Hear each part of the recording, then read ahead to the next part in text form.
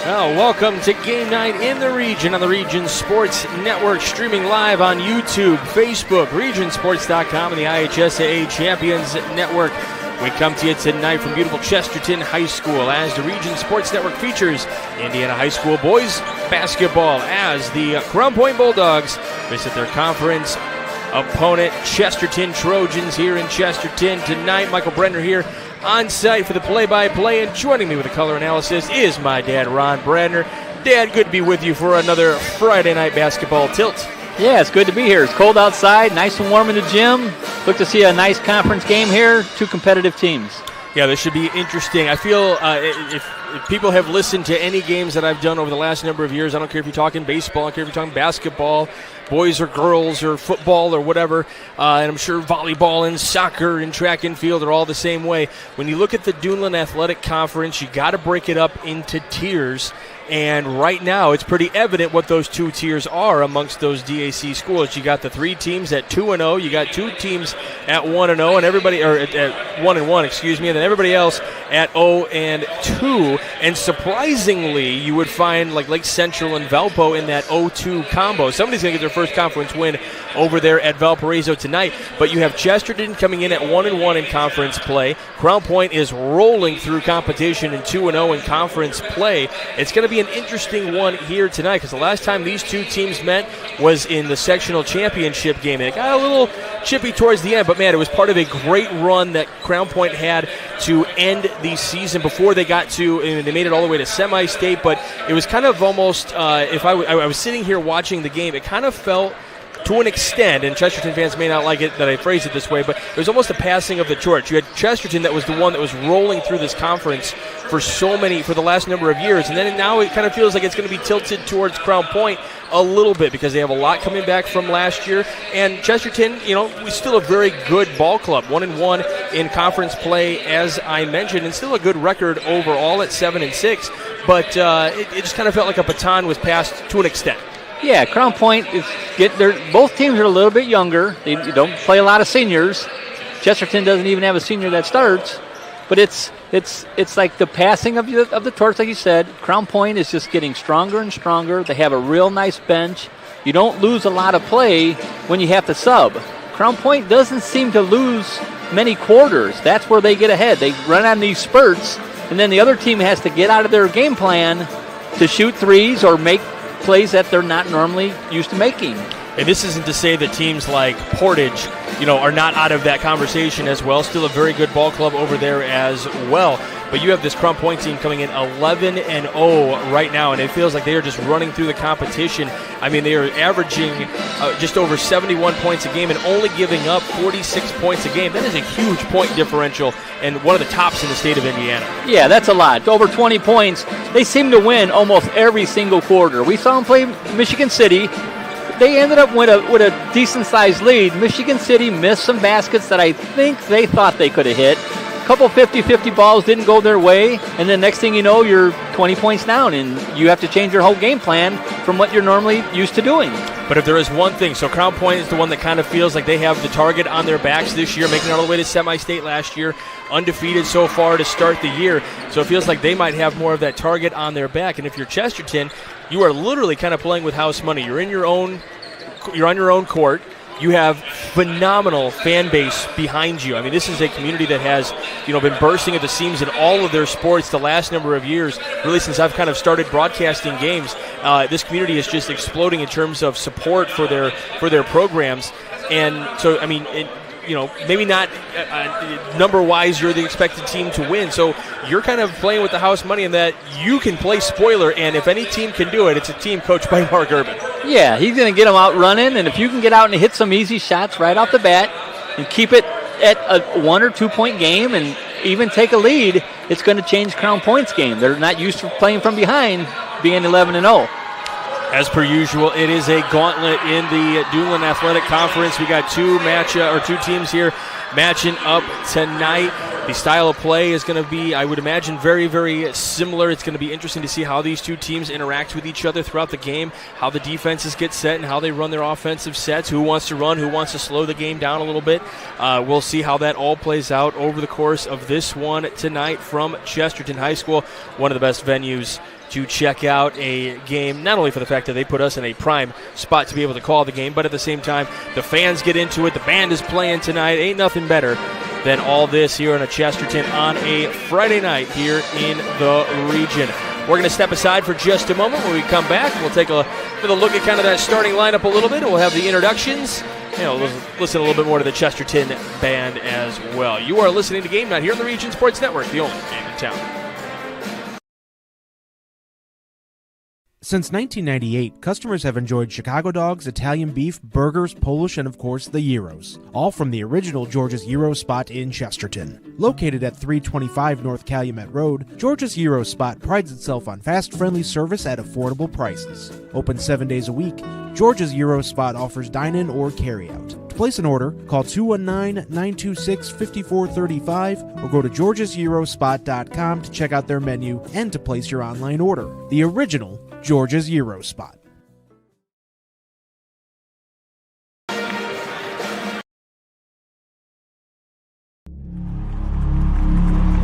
Some see a wrestling match.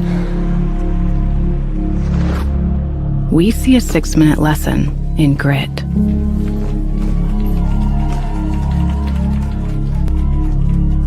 Some see a coach sending a runner home. We see a mentor guiding a student athlete into the future. Proud to keep education in front of athletics since 1903.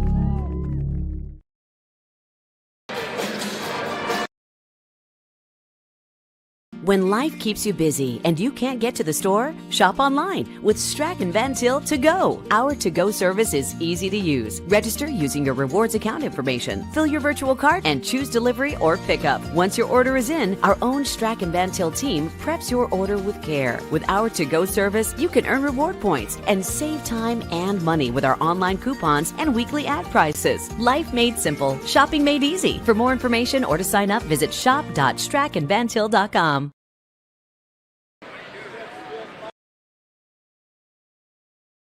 Hi, I'm Crowd Company's Lantern Man. For years, I've helped your family and friends save on their car insurance. And now I've returned to rescue you from high prices. Whether you have a perfect driving record or a not-so-perfect record. Follow me to the Crowd Agency for immediate and affordable coverage. I'm your insurance superhero. Crowd Company's Insurance Professionals. Highland, Merrillville, and Michigan City. Yeah, I just went because I was. Thinking about what to do after high school? Consider a career with Boilermakers Local 374. As a Boilermaker apprentice, you'll earn while you learn. We offer excellent wages and benefits, and as part of our no-cost hands-on apprenticeship program, you'll learn from the best in state-of-the-art training centers and on the job. Become a union Boilermaker and get on your way to a great career. Find out more, visit www.local374.org or call 219-845-1000. And we welcome you back to Game Night here on the Region Sports Network. Michael Brenner here along with Ron Brenner. Happy to have you with us on this Friday evening. I know it's too cold outside, so just stay home, make some popcorn, hang out by the computer. If you put us on the TV and streaming and stuff like that, we appreciate it. I do that every once in a while. I'll turn on a game and I'll stream it to the TV. I know Nick tells you how to do that for you. So. Yeah. All right, good one here between Crown Point Bulldogs and the Chesterton Trojans. Two of the teams that I would say have been at the top of the class when it comes to the Duneland Athletics Conference. So it should be another good one here tonight. For the Chesterton Trojans, we're going to be looking at guys like Logan Picorni scoring about 17 points a game. Not too shabby to get the season started for conference play. And then also Jalen Watts also at the top there scoring 11.7 points a game as well. So some of the tops for the Chesterton Trojans. Just a couple of guys to keep your eyes on. And Rob Zarnecki, also another one to keep your eye on as well, especially on the baseball diamond as well. And then you got the Crown Point Bulldogs, some of the guys to keep an eye on for this team. This team can score in bunches. There is no question about that. Guys like Bryce Peters doing well. Kingston Rhodes doing well. Dikembe Shaw, 13 points a game. Mason Darrell doing well in the double figures as well. We're about to tune you in to our national anthem here in just a moment.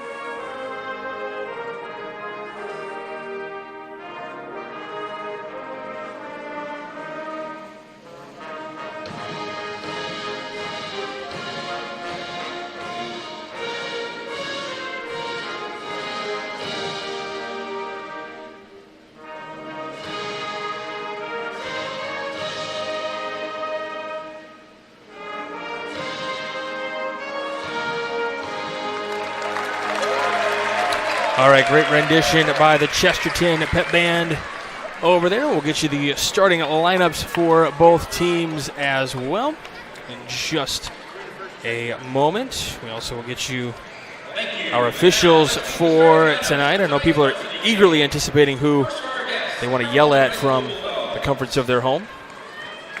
We won't yell at them because we like them. All right, the starting lineup for the Crown Point Bulldogs. First out onto the floor, number 2, the 5'9" junior Kingston Rhodes. And again, as you said, a lot of youngsters on both these lineups.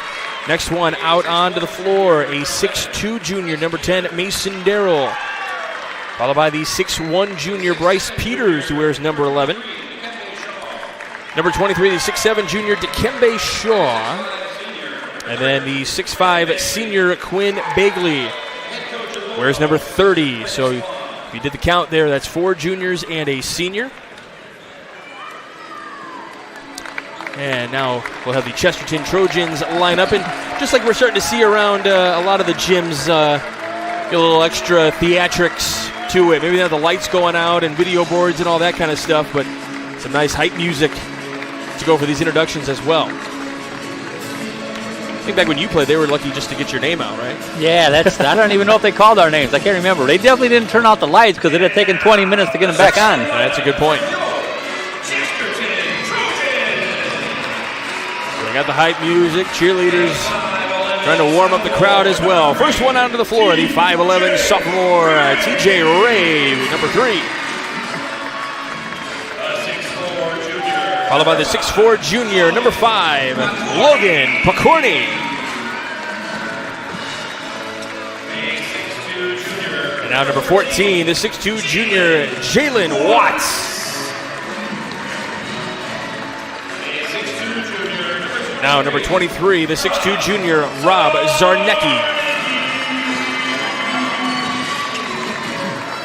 And then last out onto the floor, the 6'7" junior, number 45, will be Caden Schneider.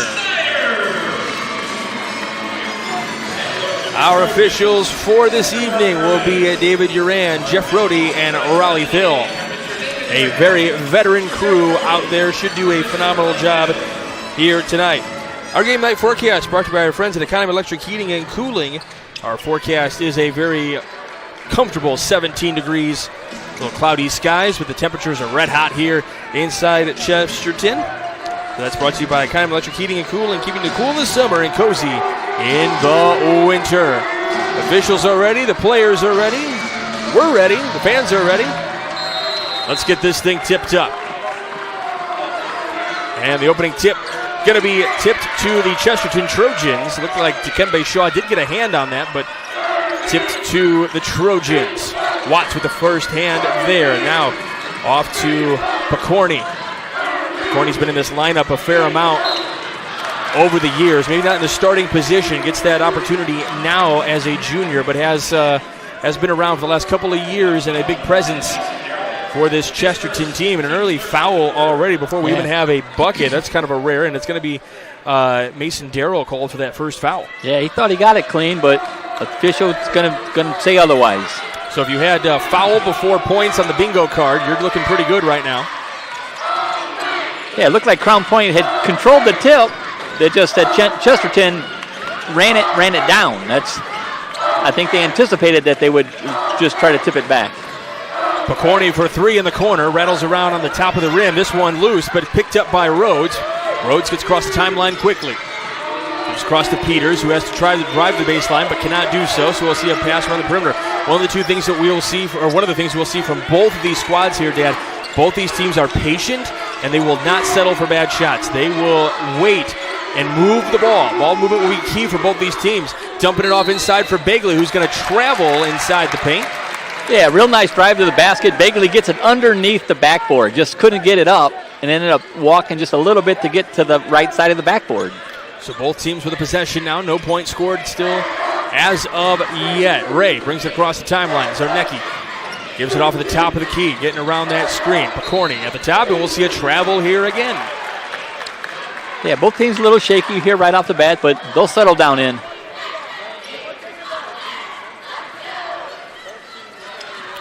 Getting those nerves out of the way early.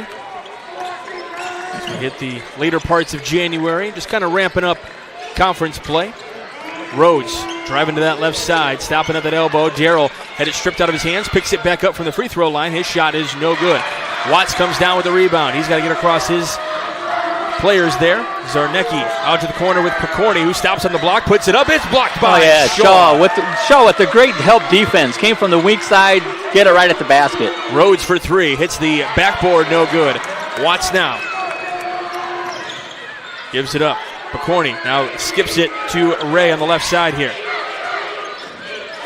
Near side, right in front of the Crown Point bench. Now brings it out with the right hand off to the top of the key on the Chesterton logo. Gives it up now. Schneider at the top, trying to play a little high-low action if they can, trying to find his way maybe into the paint area. Ray puts up the three-point ball. Watts with the rebound, though. Watts tries to put up the shot. No good. Dikembe Shaw with a one-handed rebound. Yeah, Shaw was out on Ray all the way out at 20 feet, so it was kind of different. Begley with the layup on the left side with the right hand.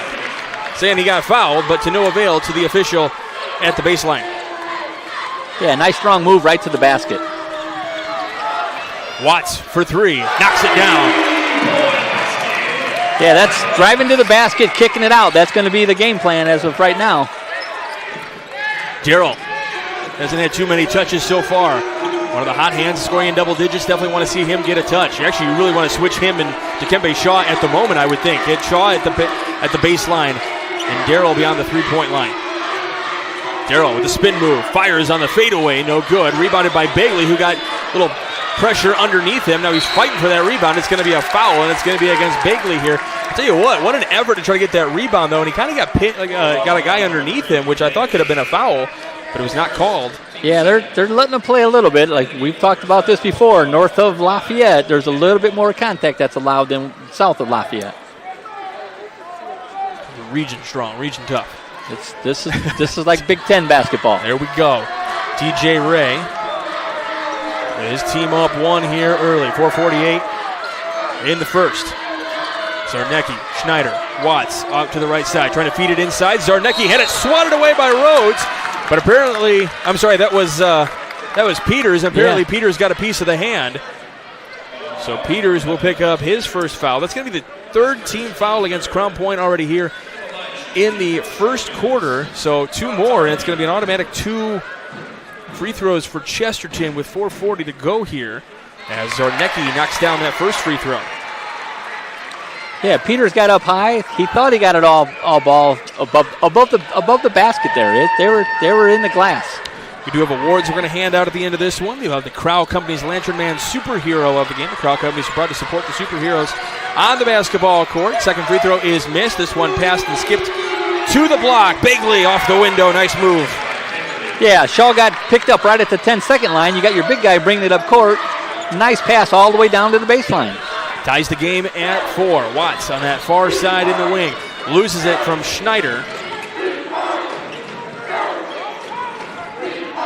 Now Watts trying to ride baseline. It's cut off. Gives it out to Picorni here on the left side. And they will swing it around the perimeter. And again, it's that patient and that constant ball movement. Guys constantly moving. And this one's swatted from behind for Crown Point by Henderlong. And that right there, some of the best hands in the business, just like Bricklayers Local 4, Indiana, Kentucky. Join Bricklayers Local 4 and start building your career today. Visit baclocal4.org to find out more. Yeah, Henderlong followed the basket all the way. Easier to block from behind. We're going to see an offensive foul called here. On a screen.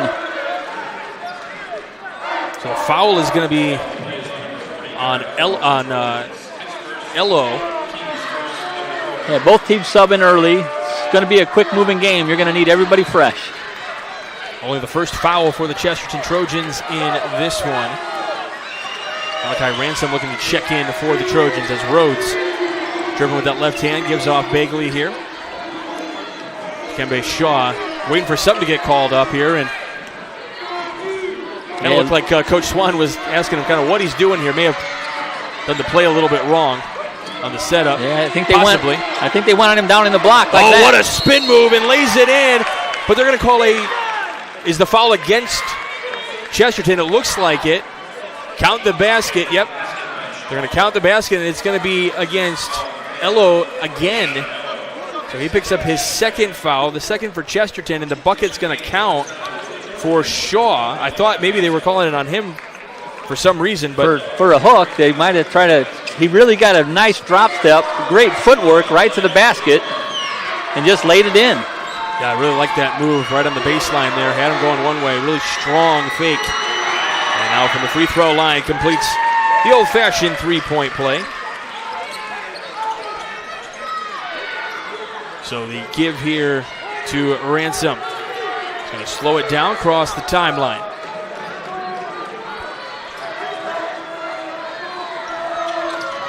Willing to wait as patient as they can. That's where some folks are going to ask for a shot clock at some point here in Indiana. I do believe there's a part of me that thinks it will happen at some point, just a matter of when, as Peters picks up his second foul, the fourth for Crown Point. Yeah, the fans are. It's all about scoring points, and if you can hold the ball, they don't like it. It's good. It's good high school basketball, though. Yeah, to wait. I mean, as long as there's movement happening. I hate when it's out near the half court line and somebody's just standing there and nobody wants to attack, so that just no 5-second count. Yeah, we got a 10-point lead and we're not going to the basket, and they don't want to guard them, so they just stand there and dribble and dribble and dribble.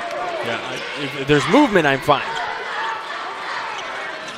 Schneider with it here at the top of the key, as we said, the ball will move and they will wait for their shot and something to open up. Somebody's going to make a cut. Ransom. Yeah, TJ Ray, he's like Steph Curry, I think. He looks like he'll fire it up from anywhere. Oh, this one blocked away. They're looking for a goaltend, but that's swatted away by Shaw. Right in front of the rim. Shaw right there for the help defense.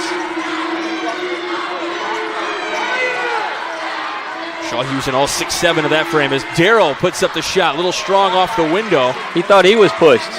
He's not getting that, though, today. Again, we've talked about on plenty of games. Okay with a little physicality. Okay with it being a little push and shove a little bit, but it's when it tightens up in the second half. Fight through it. As you were saying, long three, and knocked down from long range, TJ Ray. That's from outside the Indiana symbol. That's probably about 24, 25 feet. That's going to be a foul against Chesterton here. Sarnicki going to get called for that foul. His first, team's third. Already 7 fouls in this first quarter alone. Yeah, Sarnicki's going to have a hard time against Shaw on the dribble. I feel like this has been a good balance so far. As we said, this is a very veteran crew here officiating this game. He's got to be careful not to pick up that possession on this side of the court and go back. Chesterton switches defense on Shaw right off. Need a guy a little more physical, maybe. Darrell trying to get across this guy. Rhodes thought about the three, but good closeout there for Ray. Darrell not afraid to shoot. He fires, it rattles down.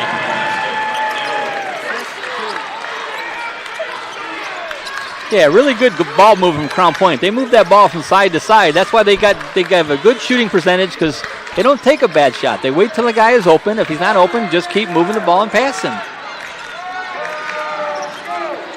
Crown Point really sticking tight to TJ Ray. Picorni answers with a three. Well, we're just trading threes back and forth right now.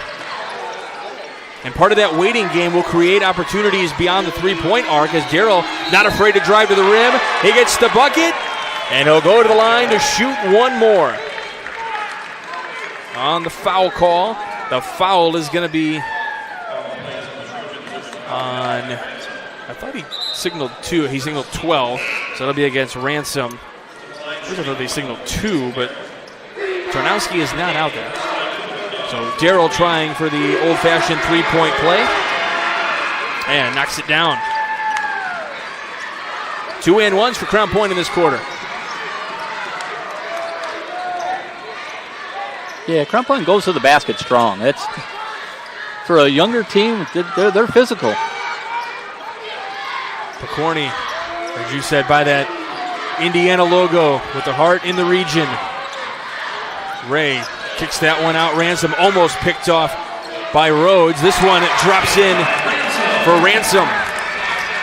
His first points of the game. Crown Point Chesterton definitely sharing the points, which makes it hard to defend if everybody's a threat. Darrell, long range, had it blocked. Ransom blocked it, but Darrell got it back. Shaw from beyond the three-point line with it. He's up against Picorni. Picorni says, I'm not worried about you. Beats him to his spot. Great defense there for Picorni. Good if it goes. It'll be off the mark. And at the end of one, we've got a close one here. 12-13 your score. You're watching Game 9 of the Region Sports Network, the only game in town.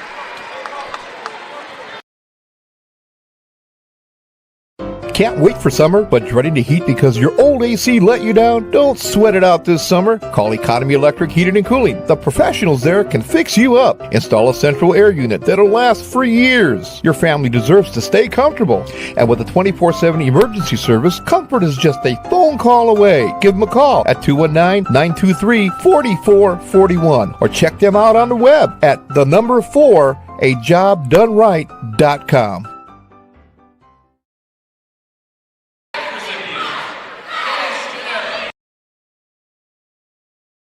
First home, dream home, forever home. Tech Credit Union has the right home loan for you.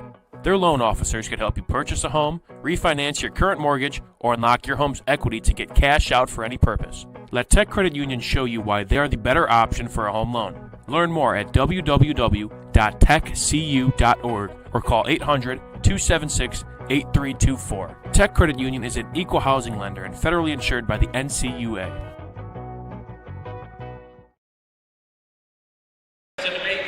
Welcome back to Game 9 here on the Region Sports Network. Mayor Pete Land of the Crown Point Pace Department are proud to support Crown Point Bulldog Athletics and say, go Bulldogs. Crown Point remains dedicated to preserving history, celebrating everyday life, providing the best in-city services, and encouraging smart growth. The Crown Point Bulldog hockey team returns to Bulldog Park Saturday, January 25th for a game against Carmel. The puck drops at 2:15.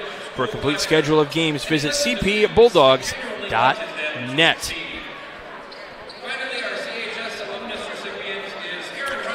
A little extended quarter in between as they are recognizing some dignitaries here from Chesterton. There's some peak performers, I would believe, just like some of the guys out here on the floor for both teams. Don't forget to visit regionsports.com, Facebook/RegionSportsNation, and Instagram for this week's Powering Indiana Peak Performers, presented by NECA IBEW, Powering Indiana of Lake County, the region's most trusted electricians. I did not get to hear all the who these dignitaries are, but I think I heard about a former teacher out here. So congratulations, and one of the best professions people can get into. I can attest firsthand. Yeah, without educating our youth, we're going nowhere. That's a good point. Yeah, that was the end of a good first quarter. Crown Point gets the shot blocked with like almost 10 seconds to go. They get it back out. They don't just take a wild shot. They pass it around. It was still a contested three to end the quarter, but they got a good shot off to end right before the buzzer. And I think if you are Coach Urban right now, I mean, you're down by 1. You will take this score against a team like, and he's had that record. He's had it where, you're at this point in the year, you're undefeated, and you get all the way to a state championship undefeated, and your only loss is unfortunately in that state championship game. That's a tough pill to swallow. Yeah. But at the same time, Crown Point's running that wave right now, so Urban knows what it's like. So Urban knows that sometimes, you can, that a team can be that spoiler maker, and you want that tough competition. And he'll also tell you that he wants his team to be a tough team for Crown Point. If either one of these two teams, make it far, as Darrell pulls up for 3, hits the back of the iron, no good. Rebound comes down to Shaw, though. You want tough contested games. So that's what you're going to get as you get further and further into the IHSAA tournament. Yeah, Crown Point just getting these offensive rebounds. They're coming Shaw off a little bit long. With the jumper, nice move. He's got 5 points in this one. Yeah, Crown Point stays with the ball well. Making it tough on Ray to get to the basket. He, a little stutter step, kicks it out. Watts for 3. It's on the mark, just off the front of the iron. We'll have a foul from behind. This is going to be against Schneider. Yeah, he tried to get the rebound over the back. He thought maybe he was just a little bit higher than the Crown Point player, but he wasn't. So that'll be the first foul of the quarter for Chesterton, as the fouls are wiped clean for every quarter. So we're back at, now it's 1-0, but it was 0-0 to start the quarter. Darrell. Man, Darrell shows no signs of being afraid by anyone that stands in front of him. If he's going to go to the rim, he's going to go. Yeah, that's going to be a second foul there on Schneider in 15 seconds, so that's not going to be good. Zarnecki is going to check back into the game. Yeah, Chesterton just need a little more quickness. Bagley kicks this out to Rhodes. This is Caden Rhodes. Back to Bagley. Fires, beats the contact, and puts it in. Yeah, Bagley just strong enough to get it over the defender there. Makes it a 5-point lead for the Bulldogs. Ransom driving, puts it up with the left hand, and it goes in. Nice move for Malachi Ransom. He's got 4 points. Yeah, really nice drive to the left. Caden Rhodes says, I can do it too, and puts it high off the window. What's that song? Anything you can do, I can do better? Yeah, that's. They both went strong all the way to the hoop. Well, as I said, the way this game is already starting, this is a tough physical game that I think both coaches, if you were to ask them, yeah, we want this. This is what's going to contest us for a game later on in the season, especially building up conditioning. Because you can't simulate something like this in practice. No. This is what we were talking about, holding the ball and nobody coming up and trying to get that 5-second count started. McCorney trying to bait him into it. Now they're going to have the corner here. Yeah, when T.J. Ray gets the ball, though, Crown Point's going to guard him tight all the way. They're not even going to let him shoot from 25 feet. McCorney up against Henderlong, who likes his version of the defense. Ransom, if he could have controlled that, he had an opportunity for 3. He takes one here. Oh, and he knocks it down. Yeah, Malachi just got a little bit of space behind the defender there. Put it up. Cuts it to a 2-point game. Good screen. And a turnover. And back to Chesterton ball here. Yeah, Shaw just trying to push it back up near the top of the key there. Just throws past just too low. Well, this is some of those moments, too, when you are playing in a close game and you're normally kind of beating your opponents pretty handily. You know, a tight game like this, sometimes it speeds up in your head a little bit. And that may have been a situation there where it just moves a little bit too quick. Yeah, that wasn't a forced turnover. That was just a bad pass. Chesterton almost turning it over there, but Picorni able to have it. Darrell trying to chase that one down. That'll be a foul as that one gets tipped on the 3. Yeah. Trying to swing on by was Shaw, so he'll get called for his first foul. Yeah, he came to hit. They were shooting a long 3 from Ransom again, and Shaw thought he could get a piece of it being a little bit taller. Well, being a lot taller.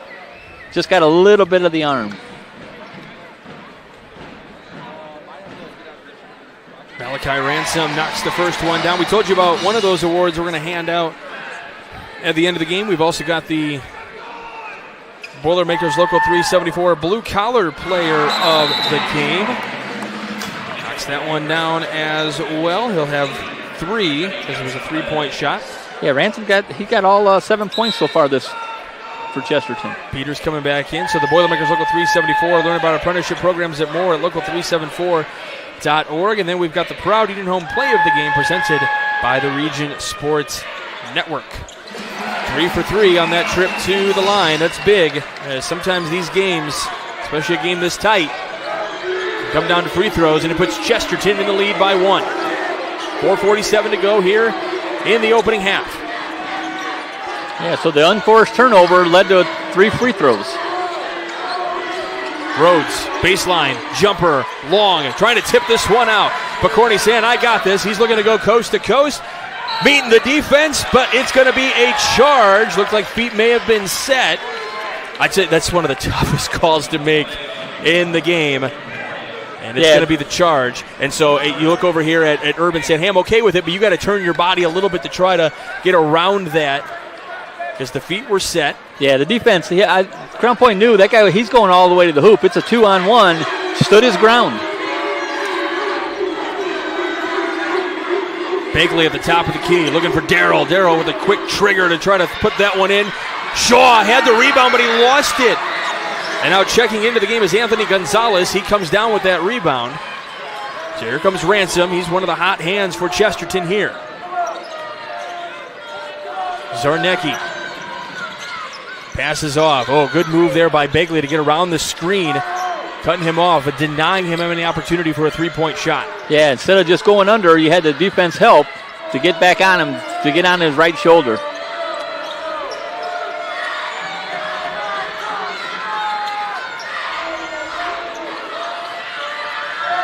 And it's stripped out of his hands. It goes out of bounds. It'll stay here with Chesterton. 3:36 left to go in this opening half. So Chesterton will make a play underneath, and Zarnecki calling out which play he wants, but we'll see which one Coach Urban wants. Yeah, Ransom with that quick first step gets right by him, almost gets all the way to the basket.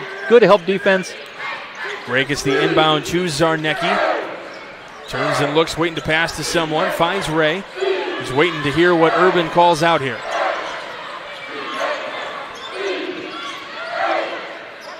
Oh, what a swing to the corner. Picorni with the fake. Going up with the right hand on that left side. Beautiful play. Yeah, pass it all the way from the right side all the way to the left sideline, and then he just took it strong to the basket. Well, that was set up beautifully by that swing pass. Peters matched up against Ransom here. Now Darrell. Good switch defense there by Chesterton. Darrell not afraid of Gonzalez. They meet the double team, trying to give it to Shaw. He can't collect it. Zarnecki comes up with it. Yeah, tough pass in traffic there. Shaw just couldn't get the handle. And they're going to slow this down a little bit, wait for a good shot here on the set play. Picorni pulls up for the 3. Hits the front iron. Can he get his own rebound? He does. Kicks it out to Zarnecki. Kicks it up to Gonzalez, who puts up the right-handed floater. Can't get it to go. We talked about speeding things up in your head a little bit. That could have been it there. That's going to be a travel on Darrell. Got that one. He was kind of looking to get that step to get the pass first, but he brought that gather step with him a little bit.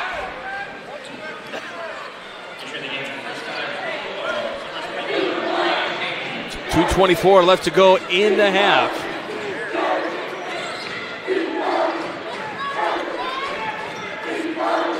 Calling out the plays, Ransom here as he brings it up the floor. Gonzalez. Now Ray spins around, tries to get across that screen. Kicks it, hits the backboarding right to the hands of Zarnecki, who puts it in. Yeah, lucky break for the ball there. That's just a pass that he tried to kick all the way across. That's going to be a travel as well as Reed Kagi comes into the game and wanted the fake on the 3. Really, he had the wide open shot, but sometimes you don't realize how wide open you are. And we got a full timeout taken by Crown Point, so we'll step aside for just a moment. You're watching Game Night of the Region Sports Network, the only game in town.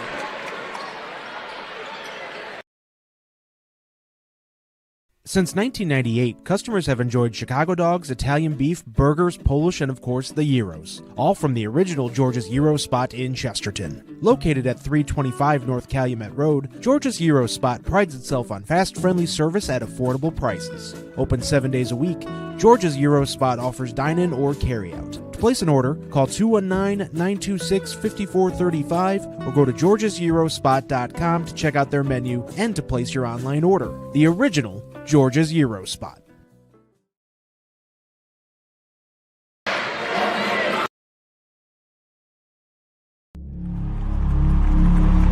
Some see a wrestling match. We see a 6-minute lesson in grit.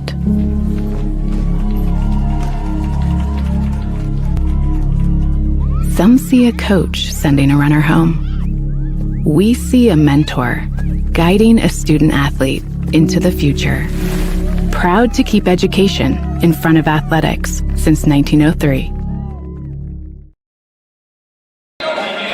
Welcome back to Game Night here on the Region Sports Network. 1:58 to go in the opening half here at Chesterton, who leads the Bulldogs 24-19. The Bulldogs undefeated on the year. Chesterton looking to play upset. Ray, long-range three. Yes, sir. Yeah, they gave Ray just a little bit of distance there, and he doesn't hesitate firing him up. Well, the book's going to be open on him after that.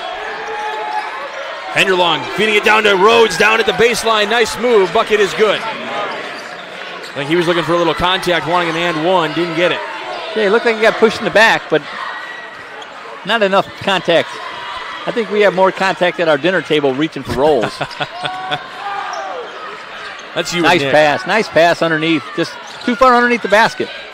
Going up, had it swatted out of his hands, and they're going to say Crown Point basketball here.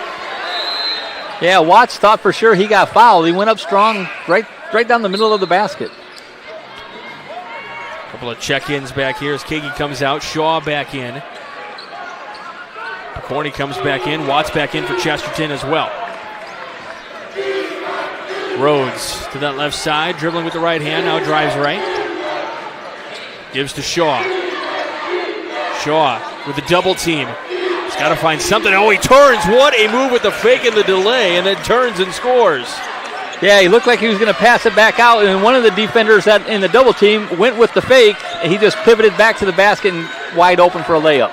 Ray with that pressure behind him stays with it here right at the midcourt line. Rhodes isn't giving him any distance here now. Swings it out to Watts here.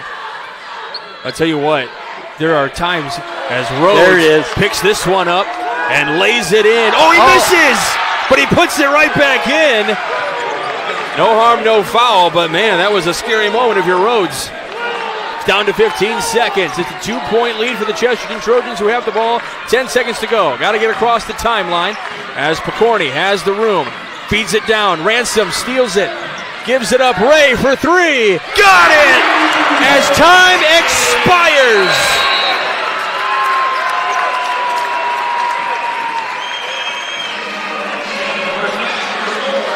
What an ending to that half. Ray with his third triple to close out the quarter, and it's a 5-point lead for the home team Trojans. We will step aside. We'll have halftime coming up. We'll have a Commissioner's Corner on the other side of the break. You are watching Game Night here on the Region Sports Network, the only game in town. It's time for the Commissioner's Corner, an exclusive weekly conversation about Indiana high school sports with the Commissioner of the IHSAA, Paul Neidig. Now for an up-to-the-minute report about what's happening in the constantly changing world of high school sports. Here's Coach Bob Lovell with Commissioner Paul Neidig. Welcome back, everyone. This is our weekly conversation with the Commissioner of the IHSAA, Paul Neidig, and talking about all things IHSAA related. Historic weekend last week, Commissioner. First girls wrestling state finals, and it was a massive success. It was, Coach. We had in excess of 200 schools participate in the tournament, and around 1,200 girls, and we brought 16 girls in each weight class to the fairgrounds at the Coliseum this past weekend and our last Friday. And you know, it was an incredible day of competition. And you know, one thing that we've learned is a lot of the girls that wrestle aren't weren't participating in sports in other fashions in their building than traditional sports that we've offered over the years. So it's opened up an opportunity to participate to a whole new group of girls. And again, it was that trophy that we handed out was the same as the boys get, and the medals was the same as the boys receive, and it was just it was a phenomenal weekend. And our assistant commissioner Robert Falcons headed this effort up and did a phenomenal job here for the office. We sometimes forget as adults that the reason we do what we do, what you do at the IHSAA, what you do, and those of us in the sports world do what we do, it's about helping young men and women create lifetime memories and help them understand the bigger values of life you can learn through sports. And you've just created a great number of lifetime memories for these young ladies and their families with a tremendous tournament that you just concluded.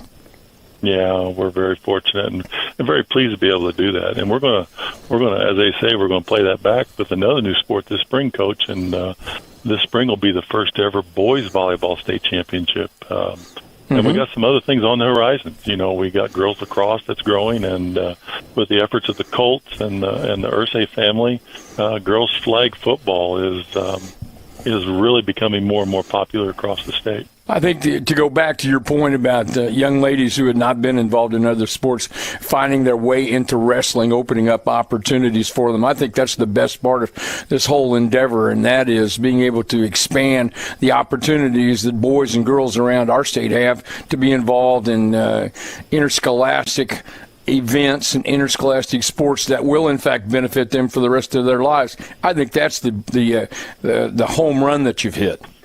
Yeah, I appreciate that, Coach, and we agree with that. You couldn't have said it better myself. All right, coming up this Sunday, speaking of tournament opportunities, girls basketball pairing show, 5 o'clock to 7 o'clock on the IHSAA Champions Network. Greg Rakestraw and I will be live from your offices. This is always one of the more fun nights. I have a lot of fun doing what I do, and I'm fortunate to be able to do that. But when it comes to pairing shows, those are different nights for all of us. They are. It's kind of become an event. Certainly we have a talent extraordinaire on the broadcast with you and Greg. Greg's really good. No, you're right. Yeah, but it's fun to, if people have Twitter or X now, follow along, and the number of schools that have watch parties where they gather at somebody's house in the basement or at a local restaurant to watch that draw come out. That's been historic in our tournament. I can remember years ago that you listened to the radio, and when the radio show was on, you knew it. And for me, it was the Princeton radio station down in southern Indiana, and you waited to see what the draw was going to be and when you were going to play and who you were going to play. And it was just part of the fun of the tournament. The show starts at 5 o'clock, 5 until 7 on the IHSA Champions Network, the IHSA Girls State Finals Pairing Show. Greg Rakestraw and I live from the IHSAA. Commissioner Neidig, it's always great to talk to you. Thanks so much for your time, and I'll look forward to spending time with you on Sunday. Thanks, Coach. We'll see you soon. Thanks for listening to The Commissioner's Corner with IHSAA Commissioner Paul Neidig and Coach Bob Lovell. And thank you for your continued support of the high schools in your community. Welcome back to Game Night here on the Region Sports Network. Michael Brenner here along with Ron Brenner. Mayor Pete Land of the Crown Point Pace Department are proud to support Crown Point Bulldog Athletics and say, go Bulldogs! Crown Point remains dedicated to preserving history, celebrating everyday life, providing best in-city services, and encouraging smart growth. The Crown Point Bulldog hockey team returns to Bulldog Park Saturday, January 25th for a game against Carmel.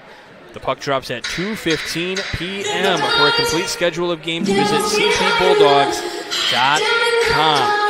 Got a plethora, .net.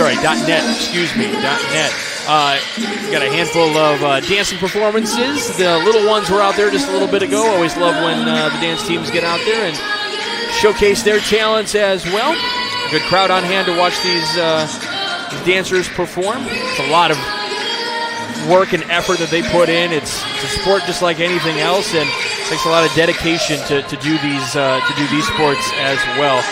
Don't get the same recognition as football, basketball, baseball, and softball and those sports, but a lot of hard work and effort goes into becoming a dancer for any school that you go to.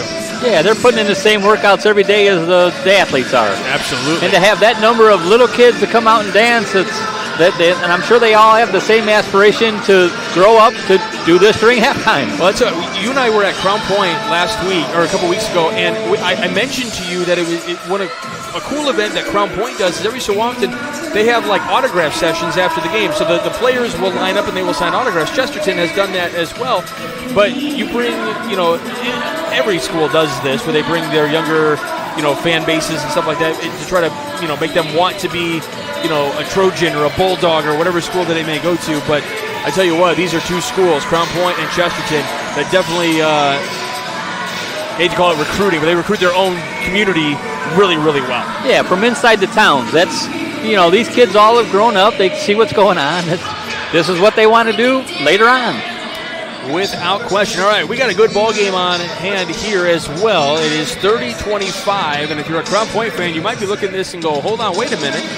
Usually we're up by 10 or 15 or 20 by this point, but when you're playing the Chesterton Trojans, a very hard-nosed ball club that is not going to just go by the wayside and let a team beat them easily, and you got the Chesterton Trojans. I told you, if you're a Mark Urban coach team, there's a high likelihood that you could be on upset alert when those teams take the court. And one of the big reasons, you got TJ Ray that has the second most points for Chesterton right now. He's got 3 triples in this one that closed out that first half. 9 points on the night. But it's Malachi Ransom that's having the hot hand tonight. He is in double-digit scoring. He's at 10. He averages just under 6 a game. Yeah, Malachi he's just a little bit quicker tonight than everybody else, it seems like. He's getting good footwork. He's getting a good, quick first step, taking it to the basket, either drawing fouls, getting layups, making the right pass. Right now he's doing everything that a coach can ask from him.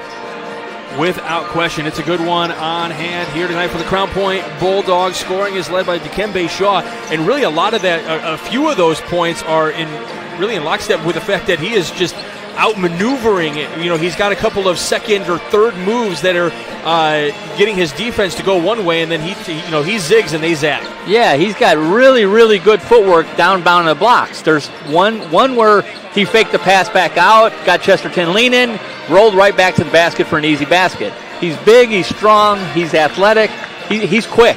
He brings the ball up sometimes. He's a good passer. He's got good floor vision. And then Quinn Bagley and Mason Darrell follow with 6 points apiece. And Mason Darrell has the triple as he opened up his scoring on the night. But in a lot of respects, a lot of that coming all in that first quarter. That second quarter, only, let's see. A lot of the scoring came in that second half from Dikembe Shaw. But yeah, I mean, the first quarter was a real hot one for the Crown Point Bulldogs, and there was an offensive explosion for the Chesterton Trojans in that second half. And like we said, a lot of it came from Ransom. But when you look at these two teams, it's a very similar style of play. Both of them can slow the ball down. Some of them, sometimes they want to speed it up. But they are both very patient clubs and move the ball tremendously well to try to create those gaps. But defenses close out very quickly for both teams. Yeah, they're both teams move the ball well. Crown Point's going to need something off the bench to do a little bit of spark. The starters always get their points. You need someone like Chesterton has. You got Ransom that has just exploded in the second quarter. Crown Point's going to need that guy to come off the bench for either a big stop or a big basket to get their momentum back in shape. Based on what we're seeing, so we're looking for maybe like a Bryce Peters to take off in this one because he has yet to score in this one. And when we saw him play the other one, he had 20 points. When we saw him play against Michigan City, he had 20 points. So he's left scoreless right now. So he'd be a guy that if you're Crown Point, you want to get going right now. Yeah, Peters, we saw against Michigan City, was quick, was getting to the basket. He was doing everything that Ransom's doing today. But Henry Long maybe off the bench. A senior is going to make a statement here in the third quarter when he comes in. And then if you're looking at the Chesterton Trojans, only 5 points for Logan Picorni here in this one. He's a guy that averages 17 points a game. So he would be one you're looking to get going here in this one going, or getting this one going, I should say, as We're ready to start the second half. Rhodes, Darrell, Peters, Shaw, and Bagley for the Crown Point Bulldogs. Ray, Picorni, Watts, Zarnecki, and Schneider for the Chesterton Trojans. It will be Chesterton ball to start up this second half. Ray bet heavily against Rhodes there. Watts.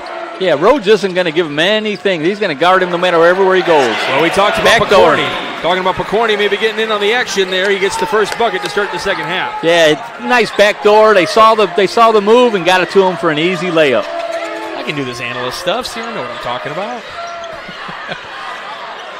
Shaw for three. Rattles around, can't get it to go. Zarnecki with the rebound. Really good look. I'm not sure if I like that right off the half until you get warm. Kicks this one out. Schneider for three. He hasn't scored.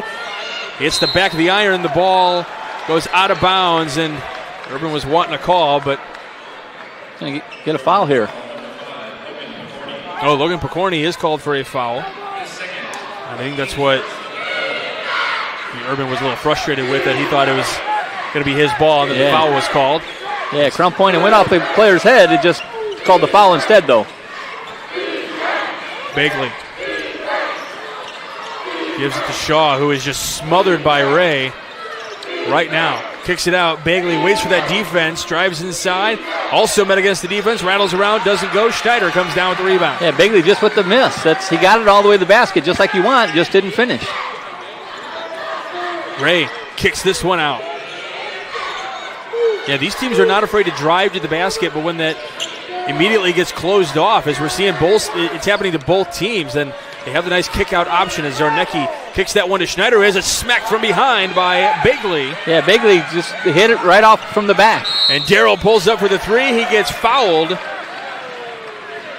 Picorni trying to say, hey, I was stationed there. He kicked his foot out. That's why he fell. And Picorni has called for his second foul already this quarter, and that's going to be his third overall. So I would take a venture to believe that he is coming out of the game here for Ransom, who will check in here, and I think that's what the official is trying to tell Picorni here. Picorni's trying to tell me, this is what I had. As Darrell knocks down his first free throw. Again, we do have awards, like we said, we're going to hand out at the end of this one. We got the Crow Company's Lantern Man Superhero of the game. We've got the Boilermakers Local 374 Blue Collar Player of the game, along with the Proud Union Home Play of the game presented by the Region Sports Network. Yeah, Picorni thought he had good position. He wanted that Reggie Miller foul where he thinks the offensive player stuck his foot out and kicked him. And that's what made the contact. And these are, like I said, I've mentioned this already tonight, these are three veteran officials, and you know, Uran is going to say, this is what I saw. He goes, maybe you felt it differently. Maybe I did. You know, these officials are going to say, are not going to have the ego, and they may say, like, you know what, maybe I did miss it. You know what, I'll look for it. I'll keep an eye on it as Watts knocks down a big three-point basket. His second of the night. And as a player, that's all you can ask for, is that an official who says, you know what, this is what I saw, this is what I'm sticking with, but I will keep an eye on it in the future. Right, I'll watch. If that's what you think was happening and I missed it. And that's going to be a foul on Bagley there, and he kind of knew it. He was trying to stay away from it, but that was one of those, like, you are really caught in no man's land. The ball is coming down, he's landing, and he's just going to land right on top of his guy. There was nothing he could have done there. Yeah, you're just hoping that TJ Ray just passes the ball out and you don't get called for the foul. I think if he'd have got rid of the ball, there would have been no foul because Chesterton would have maintained the ball. Crown Point going into a zone here. Trying to mix things up just a little bit for Chesterton. This one picked off by Peters. Peters feeding it to Rhodes, who goes up and knocks it in with the left hand, or with the right hand. And we're going to have a timeout taken by Chesterton. So it'll be a 30-second timeout, so we'll keep it right here.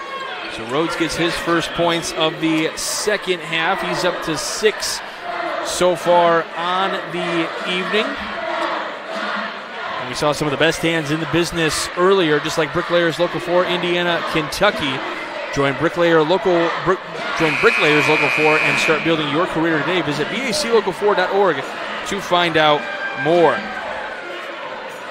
And then don't forget to visit regionsports.com, Facebook/RegionSportsNation, and Instagram for this week's Powering Indiana Peak Performers, presented by Nika IBEW, Powering Indiana of Lake County, a subsidiary of Powering America, consisting of craftsmen from the International Brotherhood of Electricians and their signatory contractors, poweringindiana.org, to find out more.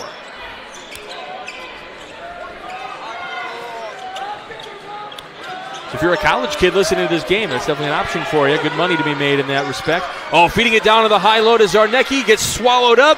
Can't get the layup to go. Peters with the rebound, with the vision ahead. He's got Shaw. Shaw meeting the offense. It's going to be a block. And Ray is not happy with the call. Doesn't even want his teammates helping him up.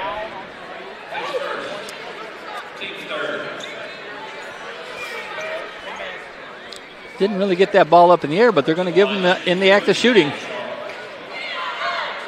So Shaw will have an opportunity to go to the line and shoot two. Makes the first one as that rattles around.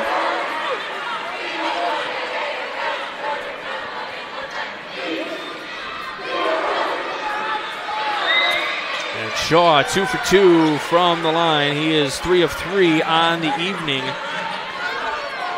Crown Point all together tonight is 7 of 7 from the free throw line. Ray swallowed up, steps through. That's a really nice move offensively for the young man.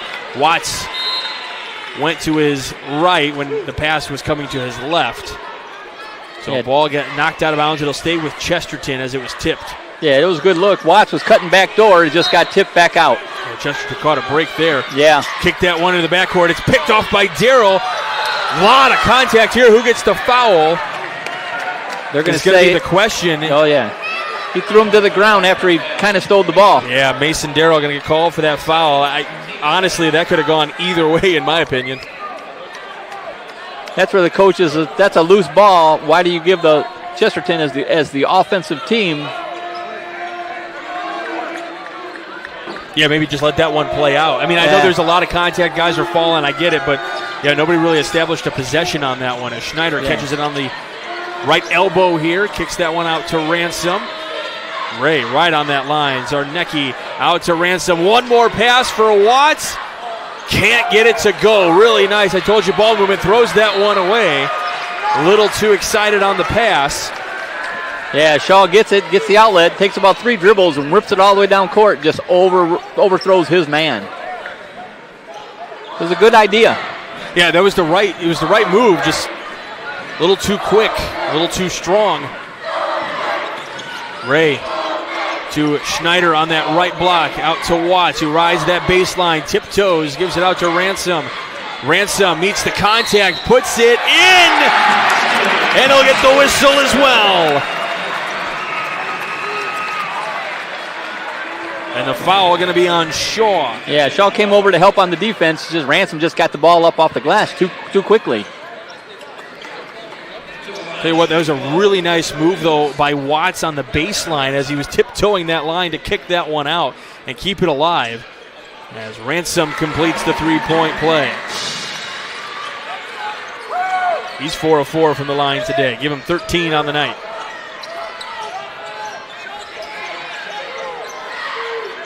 Begley now to Rhodes. Begley for 3 on the money, just ricochets off. Saved by Peters in the corner. Peters not afraid to drive, puts one up. He'll go to the line and shoot 2, but he wanted that one to fall for the and one, but he won't get it. Yeah, see, there's where Crown Point gets it all the way to the basket. A basket I'm sure Peters thinks he should have made 9 out of 10 times. So Peters will go to the line. 2 free throws here to see if this gets him going. Yeah, I have Peters for 0 points here in this game, which last time we saw him, he was a scoring machine, scoring 20 points. He averages 10.5. Knocks the second one down, so that is his first point of the game. He's in the scoring column. Yeah, coach is hoping that seeing the ball go through the basket one time is going to be helpful. So Ray in this corner now gives it up to Zarnecki. This defensive pressure from Crown Point, definitely intimidating. There's no question as Watts sees a lane, stops at the box, had it picked off, gets his own miss, and steal now by Rhodes. Darrell for three, hits the back iron. Rhodes with the rebound. Big rebound. And we'll have a foul underneath. That is a huge rebound for Crown Point. Yeah, Rhodes, one of the smaller guards out there, gets up big for that rebound. And that foul goes to Schneider. That'll be his third. So two of your taller guys that you throw out there, Picorni and Schneider, are both going to be on the bench. And Rhodes can't connect on the first free throw, so the rebounding is going to have to take a little bit of an interesting turn with your big guys out of the game. Yeah, there was a couple times where I thought Schneider got the ball on the block. Instead of looking to even score, he had a smaller man on him. He was still looking to pass out. Coach is talking to him about it, though. Rhodes knocks down that second free throw, so he's 1 of 2 from the line tonight. That was the second miss of the night for the Bulldogs. Yeah, Rhodes really hounding TJ. And Mason Darrell in there as well. Trying to swing this one out. Zarnecki comes up with it. In for the game is Gunnar Ello. He's on that block, meeting up against Shaw. Ransom with all the time, and that's going to be a 5-second call. He thought he had more distance with his defender, but that's going to be a 5-second call. Yeah, he thought he had crossed the hash mark that would make the 5-second start over, because that's driving to the basket technically. Right. Yeah, that's a better explanation of it. Thank you. Rhodes here. 4-point game, 2:50 to go. Trying to make it a 1-point game. Hits that front iron to Shaw, trying for the rebound. Watts comes down with it. Watts going to get smothered on the two-man defense here. And we got timeout taken by Chesterton. It's going to be a 30-second timeout. So we'll keep it right here. And that's a smart timeout by Urban. He doesn't necessarily want to use a timeout in this particular case just because of the fact that you want to save those, especially in a close game like this, for later, but he doesn't want to lose this possession right now either. Right, up by 4, you don't want to just give a possession away. There was nowhere for him to put that ball to. He was trapped in a double team. Crown Point's weak side was coming up also to intercept any passes. He would have had to been looking back towards the basket to get a pass off. As a reminder, Mayor Pete Land of the Crown Point Pace Department are proud to support Crown Point Bulldog Athletics and say, go Bulldogs. Crown Point remains dedicated to preserving history, celebrating everyday life, providing the best in-city services, and encouraging smart growth. The Crown Point Bulldog hockey team returns to Bulldog Park on Saturday, January 25th for a game against Carmel. The puck drops at 2:15 p.m. For a complete schedule of games, visit cpbulldogs.net. I may have said .com earlier. I do apologize. Yeah, that last Crown Point possession, Shaw, not over the back because he's so much taller than most of the people out here. Watts had it blocked by Bigley, able to save it, but it stays on the baseline, and Shaw picks it up. Shaw across the timeline, looking to go coast to coast with a little Euro step, and it's going to be a blocking foul against Chesterton. Yeah, Shaw going all the way strong, just couldn't complete for the basket.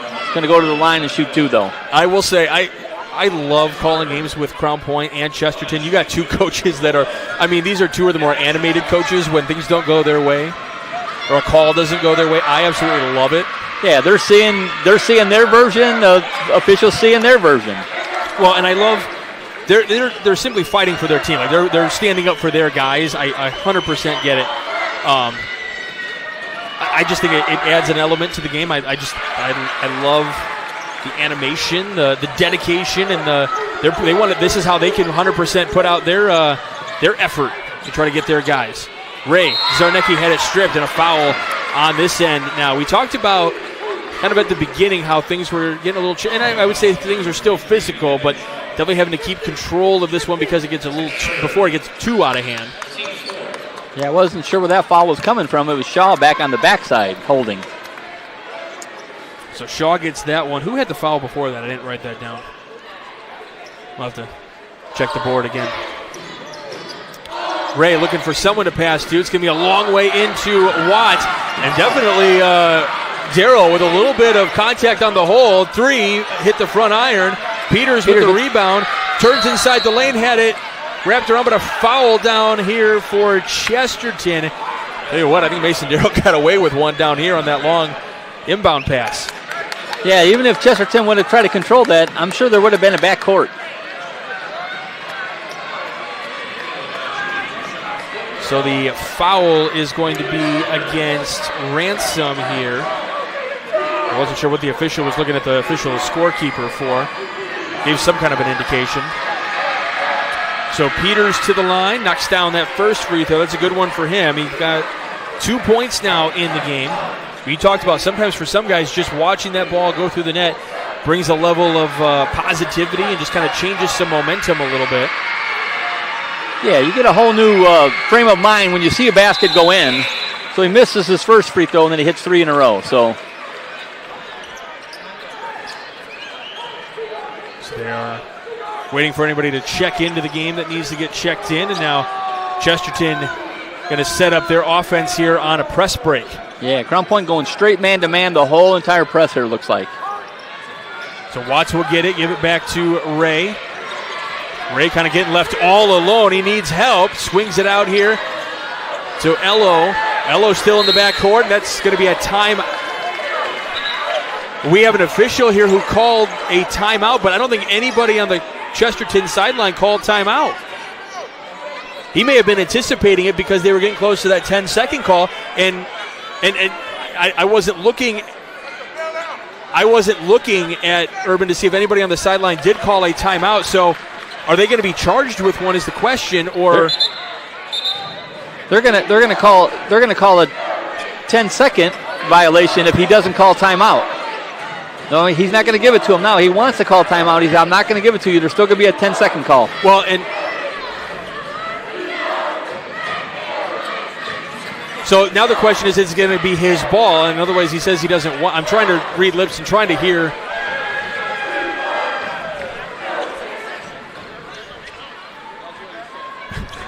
We can certainly try. Coach Urban asking us if we can review that. I will. I don't. They didn't give us a. We need a monitor here for that, Coach. I don't know. We can pull up the replay. We can have Zanelli pull up the replay. Yeah, he definitely didn't call timeout. But then the official is saying, "You said you didn't call timeout, so I'm not giving to you now." So we're going to call the 10-second violation. And now we've got the official. Delay a game on Crown Point here. On Rhodes. So that's not a foul. So nothing. I mean, it's just kind of. It's like a warning in the book. Right. So if he gets called for that again, I believe it turns into a foul. Turns into a technical. A technical, right. So anyone on Crown Point. He was specific on number 2. Yeah. So it wasn't like a team warning or a coach warning. Ray here. And the foul against Henderlong, and Henderlong trying to say, hey, he reached around and pulled the possession there, so the foul is going to be on Henderlong here. Henderlong wanted the hook. He said he hooked me to get by. That's why I had to hold him. Still a 2-point game, 89 seconds to go here in the third quarter. Feels like this quarter is taking as long as the first half here.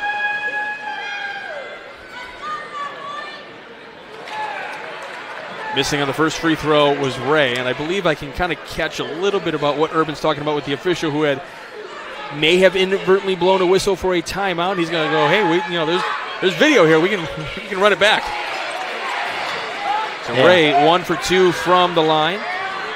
We are neutral to both parties. We do not favor either side.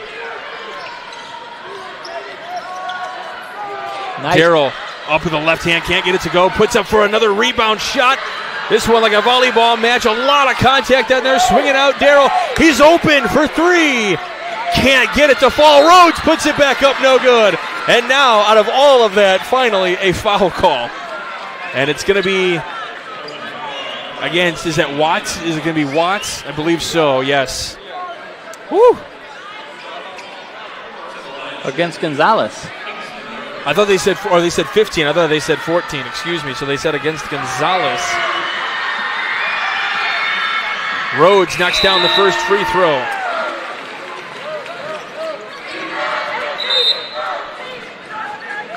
So Kagi will check in. Ransom will check back in for the Trojans as Schneider will come off.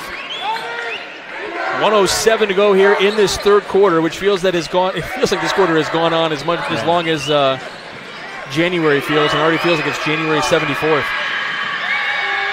1:07 to go, and knocks down that one. We'll have a whistle here just to get everyone checked in, but those are two key free throws for Crown Point. Makes it a 1-point game. Yeah.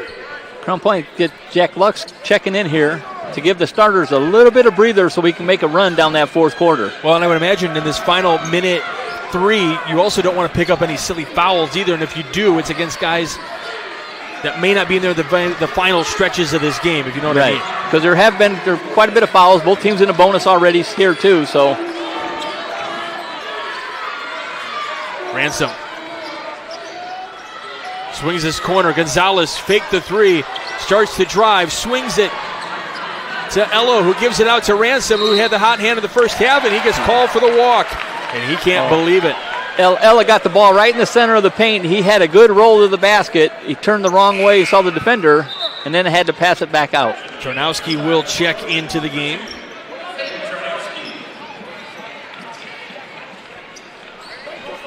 Down to 37 seconds left in this one, and it's been a good one here from Chesterton.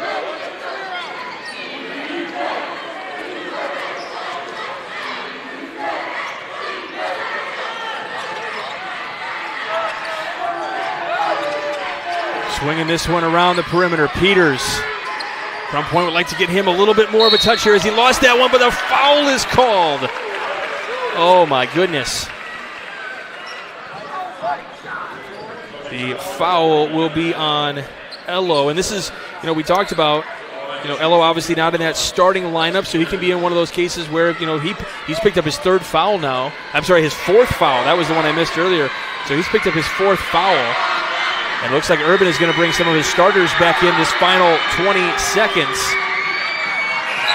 as Peters knocks down that free throw. So he hasn't hit a field goal in this game, but he's got some very critical free throws.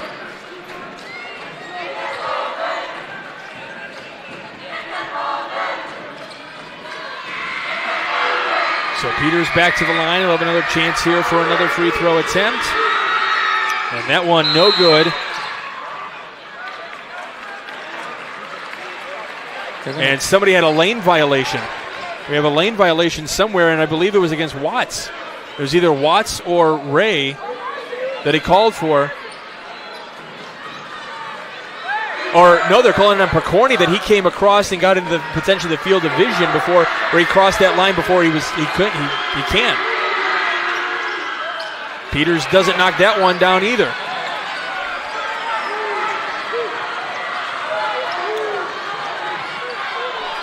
So now Chesterton. Is it a tie ball game? Peters steals it down to 7 seconds, lays it in and gives Crown Point the lead. 4 seconds, ball goes out of bounds. The clock will stop. It'll still be Crown Point ball. First field goal of the game for Peters. Yeah, great 3 steal. 3 seconds in the third quarter. Yeah, Sorry. Great steal right at the 10-second line. Took it all the way to the basket, got it in. Watts had it picked. There is 1.2 and a whistle, and I believe it's down here on the other end of the floor, away from the ball. They're going to discuss this. I'm wondering if there is like some. I wasn't watching that end of the floor. Because there could be, could they issue technical? Are they warning? I'm going to try to.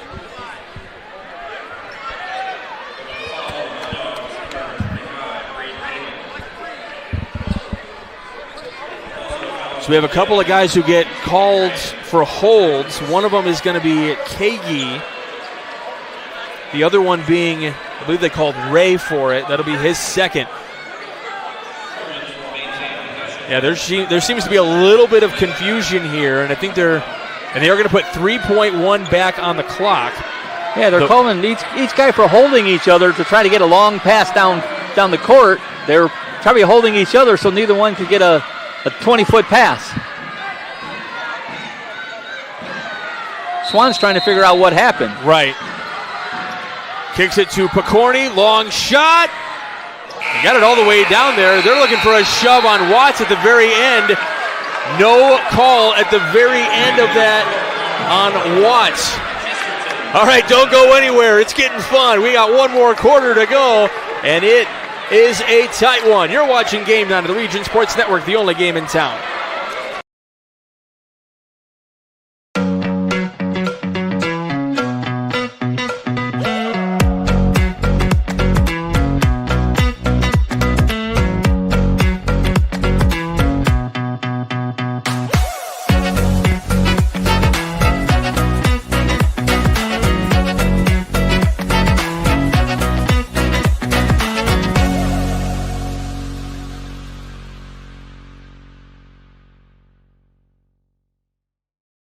Flip the switch, a light turns on. Press the button, machines and instruments come to life. Touch the screen, communicate with the world.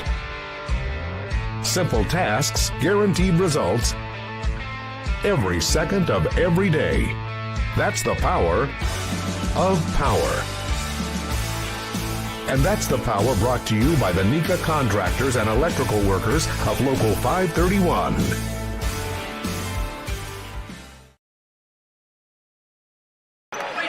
Hey, welcome back to a really good ball game here between Crown Point and Chesterton. Yeah, ball moving just back and forth and back and forth. Two teams really fighting every possession. Darrell with the skip pass to Shaw, drives, met contact, no call though. Peters right there in the lane, got to come out. Yeah, Chesterton's got some bigger guys in there now. Peters didn't just want to put that up, they can get a shot blocked. Swan calling something out. I don't know, this feels like a broken play at this point. I think they're just trying to figure out what to do next. And that's going to be an offensive foul on Shaw. That's going to be his fourth. That's a big pickup of a fourth foul at the start. 31 seconds into this fourth quarter. So he's going to take a seat on the bench. This is where Henderlong is going to come in. But in a game where there's physicality, that Shaw's one you want on the floor right now. Yeah, he's the biggest guy out here, so he's I can do almost anything. I can dribble, I can pass, I can shoot, I can give to Ray. Kicks it out. Picorni on the volleyball line. Watts.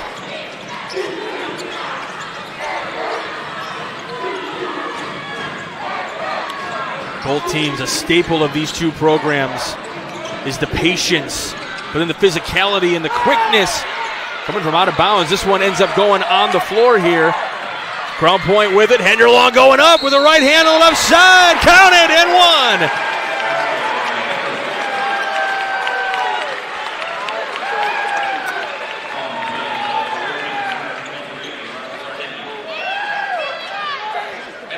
The foul going to be called on Zarnecki.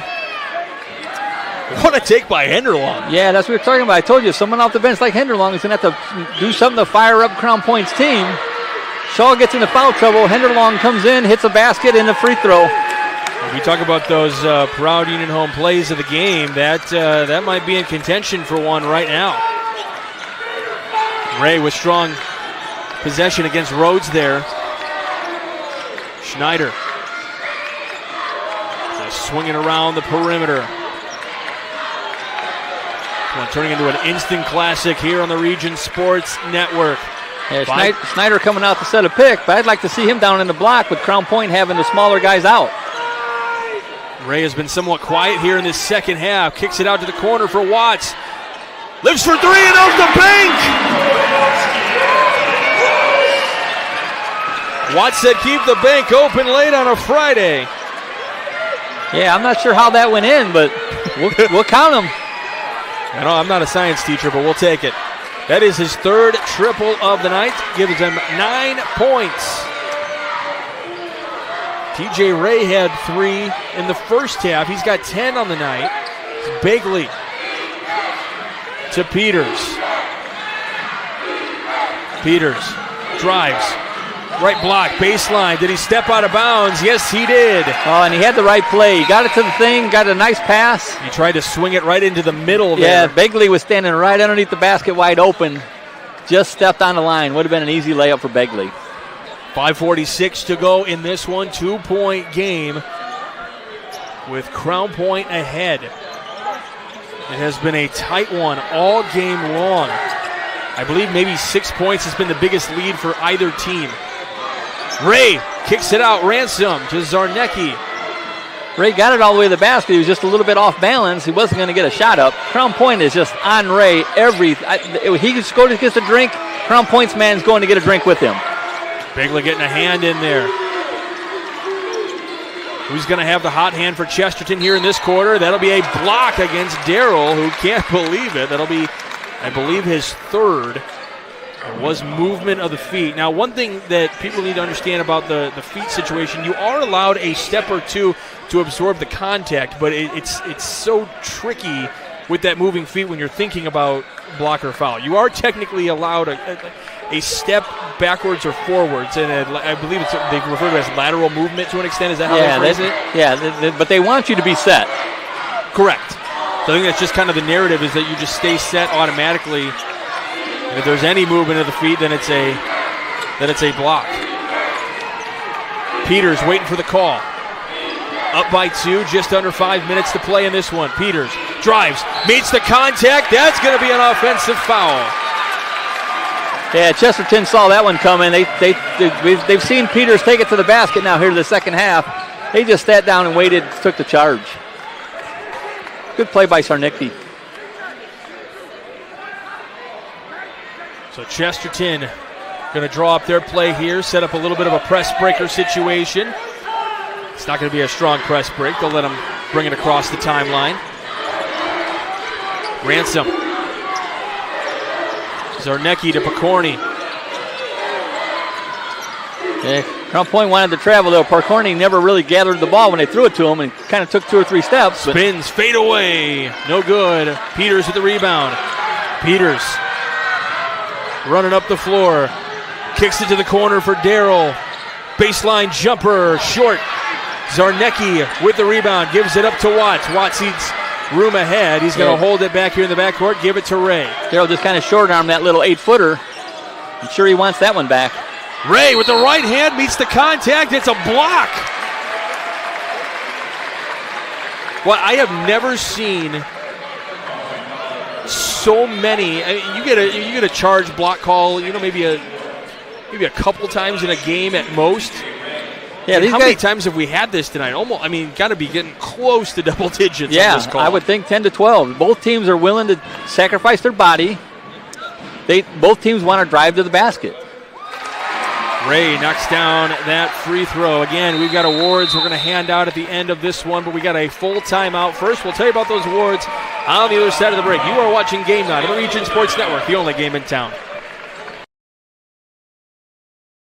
Four Seasons Mechanical proudly serves Northwest Indiana, providing quality, reasonably priced, reliable service. With a quality and comfort guarantee, the professionals at Four Seasons Mechanical offer a wide range of services in heating, ventilation, and air conditioning. Whether it's residential or commercial, Four Seasons Mechanical is there 24/7. To find out more, the website is fourseasonsmechanical.com or give them a call at 219-756-7020. Four Seasons Mechanical, your indoor air quality specialist. Earn while you learn from the best hands in the business. The Bricklayers Allied Craft Workers for Indiana, Kentucky Apprenticeship. That's right, this is a paid apprenticeship. I'm getting an education while learning a trade and getting paid for it. The thing that surprised me the most about this apprenticeship program is the respect I've received after the proper time and training. Classes start soon, so apply now. There are training centers throughout Indiana and Kentucky. We are the Bricklayers and Allied Craft Workers for Indiana, Kentucky Apprenticeship. The best hands in the business. Welcome back to Game Night here on the Region Sports Network. Michael Brenner here along with Ron Brenner. Happy to have you with us on this Friday night. Thomas Marsh doing a great job on the camera. Zach Sinelli doing a phenomenal job on production. Ray can't get the second free throw to go. That was a good timeout by Coach Swan. Kind of iced him a little bit there. We are under 4 minutes. Bagley with it here. It's a 1-point game. Crown Point in the lead. Feed down, high-low, too strong. Bagley tries again, can't get it to go. Zarnecki with the rebound. Yeah, Bagley got it on the right side, missed it. Got his own rebound, put it back up, just too strong both times.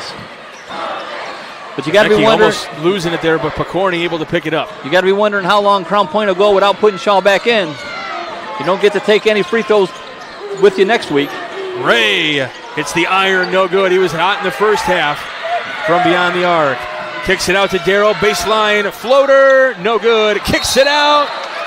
Where's the foul? It'll be on Crown Point, I believe. Nope, it'll be on Williams. I thought they said 30. 30 on Crown Point Bagley. I thought they said White 30.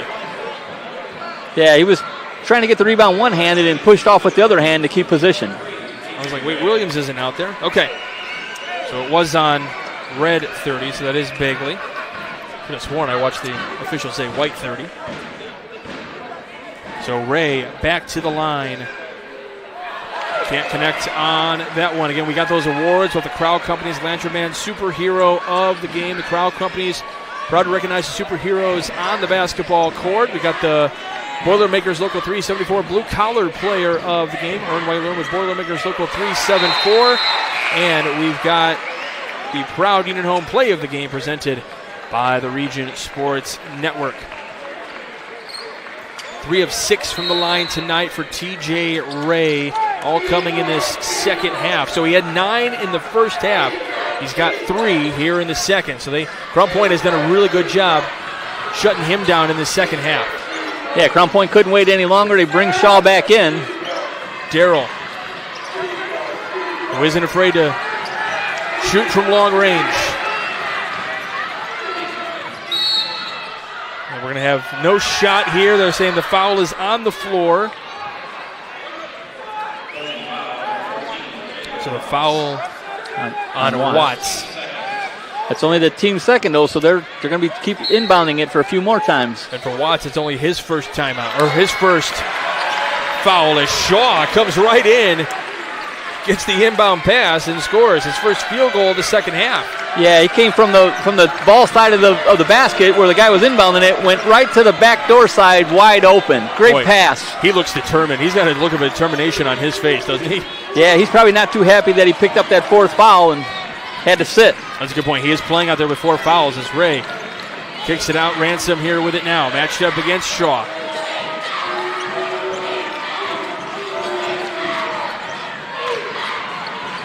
So look to check Schneider in when they can. Zarnecki. Ransom here. Just over 2 minutes to play. Yeah, good help switch defense here. Crown Point is really, really staying hard on the ball. Trying from behind here. Zarnecki had it poked away, and they're going to say stay in here. And Peters thought it went off the dribbler. We have not gotten a request to check our view.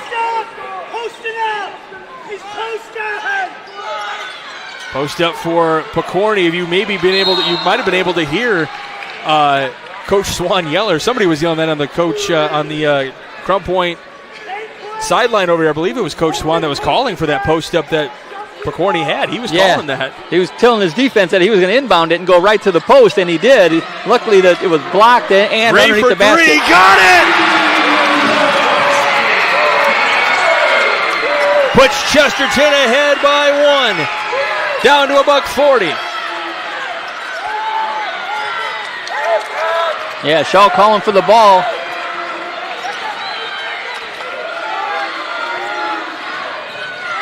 Drive, fire, no good. Rebound comes down to Chesterton. Tie-up, possession arrow favoring Chesterton.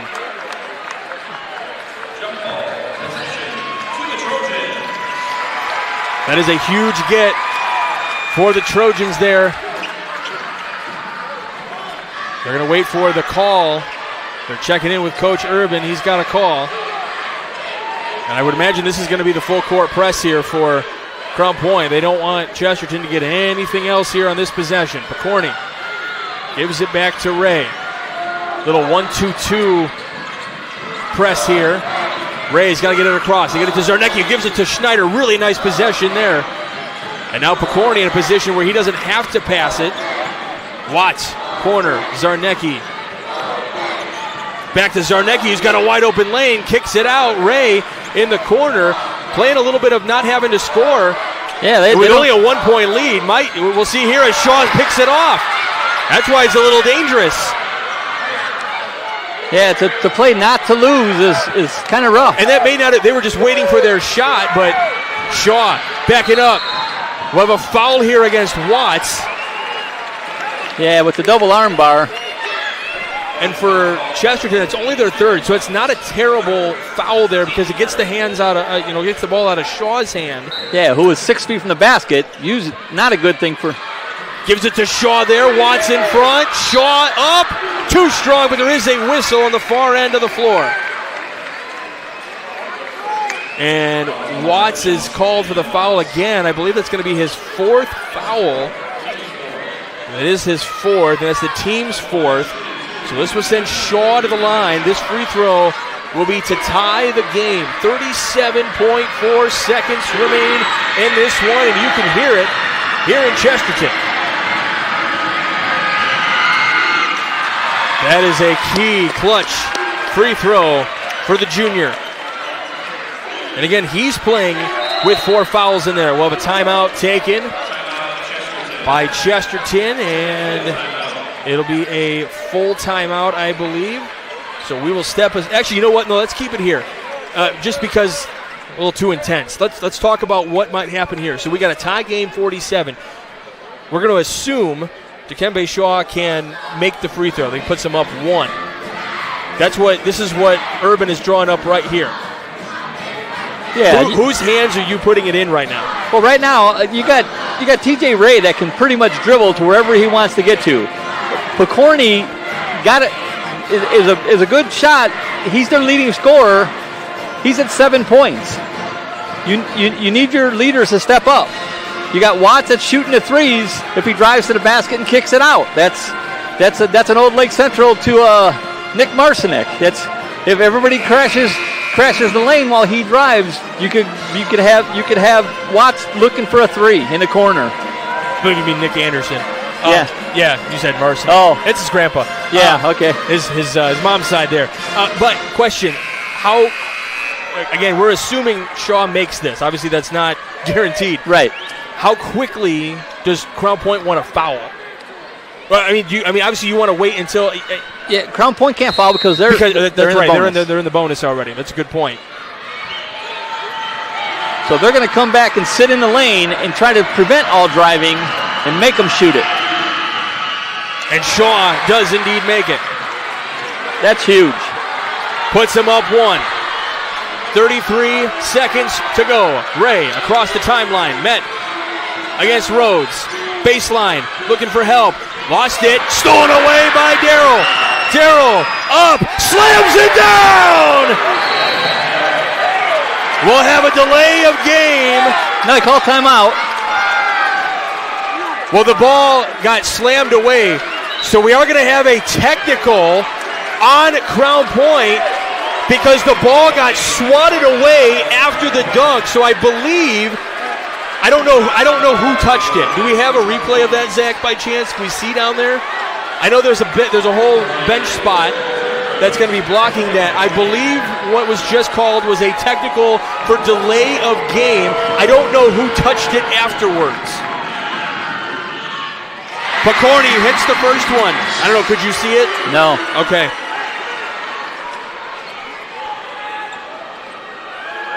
Pokorny makes the first. Pokorny makes the second. Makes it a 1-point game. And I believe because it was a technical, does Chesterton keep the ball? Correct. So that's a huge call because as soon as the ball was slammed and it hit the ground, we're going to keep it here on the full timeout. The ball all of a sudden just flew into the bench. I don't know if you saw that. I could see that, but the ball flew towards the bench as the clock was winding down. But what I'm not understanding is the Chesterton player ran to the official and called timeout so that they could stop the clock while they went and got the ball. Well, did the official say that was a delay game because Crown Point swatted it away? That's why we were kind of blocked because the of team, the bench. Team, yeah. Yeah. Just from our vantage point. So I'm not sure with 18 seconds to go in the game I'm making that call, but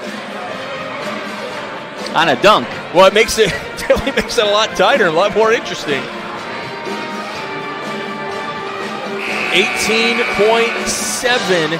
And I don't know if I believe what I saw is Darryl was sprinting across the floor before the two-handed jam. I believe Swan was saying, don't score. Hold it out. I think that's what I saw. I could be wrong on that. But would that have been the better move? Don't score. Obviously you have to, take the technical out of it. Right. They were up by 1, and they're trying to get 18 seconds taken off the clock. Make Chesterton foul. Right. Because they'll be in the bonus also now. In the backcourt, Picorni. Waiting for the call here. Down to 15 seconds. Down by 1. Crown Point's undefeated record on the line. Crown Point ball! As it got smacked out of his hands. 8 seconds to go. It got swatted out of the hands of Picorni.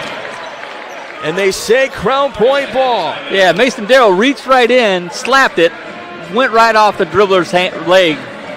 So we got 8 seconds with Crown Point holding possession. There's going to be a foul here immediately. Well, you might try to get the steal first. Try to force the turnover if you can. Maybe even force a 5-second call. And it comes to I don't think they have the I don't know how many. Crown Point has 2 timeouts. Chesterton with 1.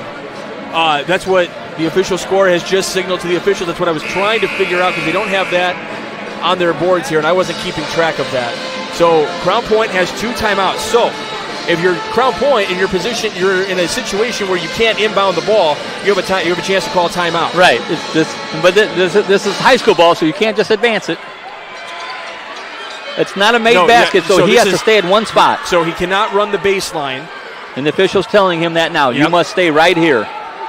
Not a made basket. Crown Point goes 4 wide. Shaw gets the foul with 7.1. I believe this will be on Zarnecki. Yeah. Yeah, with 8.3, they didn't even have to cross the 10-second line, so he was pretty much going to hold that ball for the whole 8 seconds unless he would have got a 5-second call.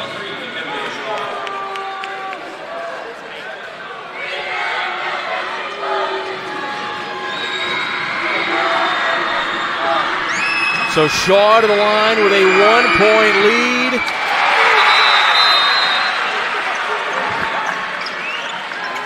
Can't hit that one. So I ask you the question in a situation where it's tough. Do you foul so they can't shoot a 3? No. Well, in this case, you're only up 1. You're waiting on the results of this free throw. Can't make that one. All they need is a bucket. Tip from behind. Throws it up. Offline. Crown Point holds on to win it. Yeah, the double team, triple team, and the TJ Ray, they weren't letting him get to the basket, that's for sure. What a ball game here tonight. Crown Point holds on and gets the 50-49 win. Oh my gosh, what a game, what an effort. And if you're Crown Point, this is the kind of game you want. You're used to, you're winning by big margins in a lot of games when you look up and down their scores. And you look at what they score on a regular basis, it was like 75 points. 71, and then you only give up 46. You have a 1-point win. So you've kind of shown yourself. You can win in the blowouts, obviously, but you can win those tight ball games. You need some things to break your way. Things were not breaking your way, and then things did break your way. Yeah, they play a tough, tenacious defense. The man-to-man, TJ Ray is probably accustomed to being able to get to almost anywhere he wants on the court. That wasn't happening today. Crown Point had a game plan to stop him from dribbling and shooting, and they executed it. Very impressive. We're going to step aside for just a moment. We're going to crunch the numbers and bring you our award winners on the other side of the break. You are watching Game Night of the Region Sports Network, the only game in town.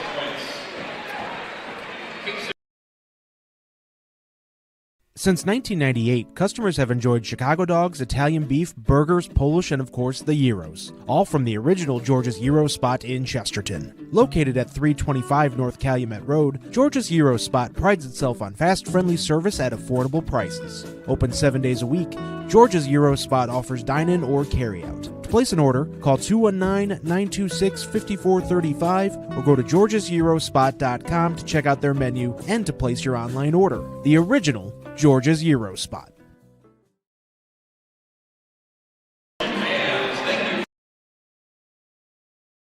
When life keeps you busy and you can't get to the store, shop online with Strachan Van Til To Go. Our to-go service is easy to use. Register using your rewards account information, fill your virtual cart, and choose delivery or pickup. Once your order is in, our own Strachan Van Til team preps your order with care. With our to-go service, you can earn reward points and save time and money with our online coupons and weekly ad prices. Life made simple, shopping made easy. For more information or to sign up, visit shop.strachanvantil.com. Hi, I'm Crowd Company's Lantern Man. For years, I've helped your family and friends save on their car insurance. And now I've returned to rescue you from high prices. Whether you have a perfect driving record or a not-so-perfect record. Follow me to the Crowd Agency for immediate and affordable coverage. I'm your insurance superhero. Crowd Company's insurance professionals. Highland, Merrillville, and Michigan City. Thinking about what to do after high school? Consider a career with Boilermakers Local 374. As a Boilermaker apprentice, you'll earn while you learn. We offer excellent wages and benefits, and as part of our no-cost hands-on apprenticeship program, you'll learn from the best in state-of-the-art training centers and on the job. Become a union Boilermaker and get on your way to a great career. Find out more, visit www.local374.org or call 219-845-1000. Some see a wrestling match. We see a 6-minute lesson in grit.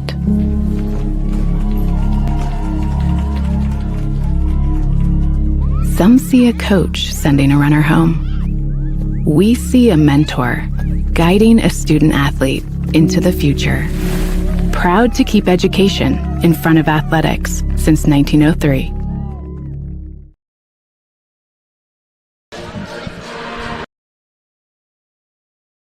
When life keeps you busy and you can't get to the store, shop online with Strachan Van Til To Go. Our to-go service is easy to use. Register using your rewards account information, fill your virtual cart, and choose delivery or pickup. Once your order is in, our own Strachan Van Til team preps your order with care. With our to-go service, you can earn reward points and save time and money with our online coupons and weekly ad prices. Life made simple, shopping made easy. For more information or to sign up, visit shop.strachanvantil.com.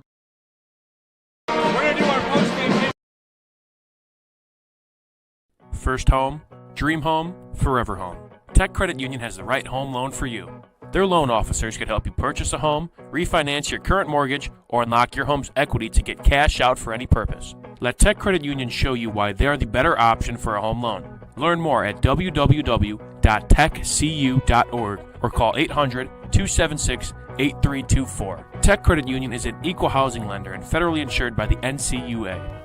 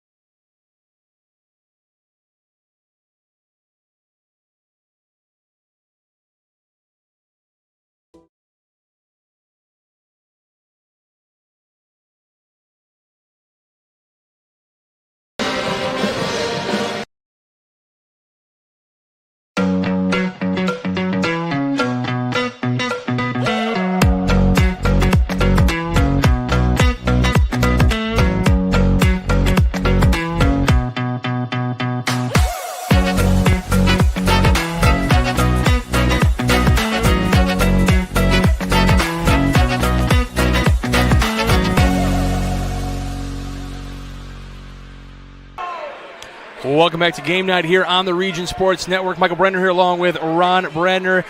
Did you catch your breath? Yeah. What a game. What a game. That was fun. 50-49 your final. Crown Point holds on for the win. Pretty impressive.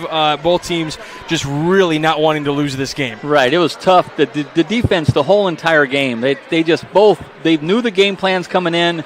They both tried their best to stop them down to the wire. It was fun.